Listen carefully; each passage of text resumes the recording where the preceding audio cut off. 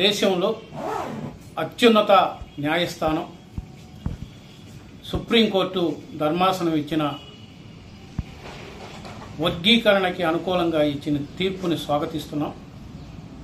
YSR Congress party జిల్లా అధ్యక్షుడిగా YSR Congress party తరఫున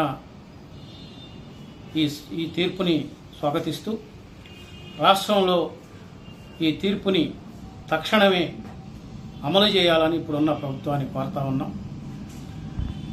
గతంలో జగన్మోహన్ రెడ్డి గారు వర్గీకరణ విధానానికి అనుకూలంగా తాను ఎంపీగా ఉన్న టైంలోనే లెటర్ ఇవ్వడం జరిగింది.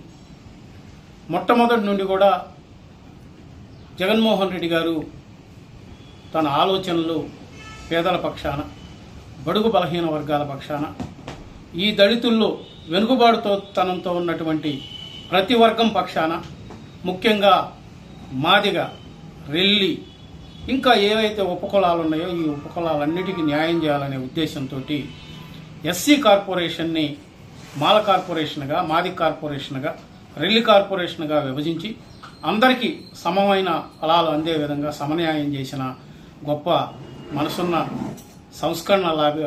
సంస్కరణల అభిలాషి జగన్మోహన్ రెడ్డి గారు. ఇలాంటి నాయకత్వం మేమంతా కూడా పనిచేయటం చాలా సంతోషంగా ఉంది. ఈ రాష్ట్రంలో పేదల పక్షాన ఎవరన్నా నిలబడ్డారు అని అంటే, సంస్కరణల వైపుగా పాలన తీసుకెళ్తున్నారు అని అంటే అది ఒక జగన్మోహన్ రెడ్డి గారికే ఆ అర్హత ఉందని మేము భావిస్తా ఉన్నాం. తప్పకుండా ఈ రాష్ట్రంలో జగన్మోహన్ రెడ్డి గారి ఆకాంక్షలు, ఆలోచనలు తప్పకుండా నెరవేరుతున్నాయని ఈ సందర్భంగా తెలియజేస్తూ వైఎస్ఆర్ కాంగ్రెస్ పార్టీ తరఫున, జగన్మోహన్ రెడ్డి గారి తరఫున ఈ రాష్ట్రంలో ఉన్నటువంటి మాదిగలకు, మాదిగ ఉపకులాలకు అభినందనలు తెలియజేస్తూ ఈ తీర్పిచ్చినటువంటి ధర్మాసనానికి మా అణగారిన వర్గాలందరి తరఫున కూడా ధన్యవాదాలు తెలియజేస్తూ సెలవు తీసుకుంటాం.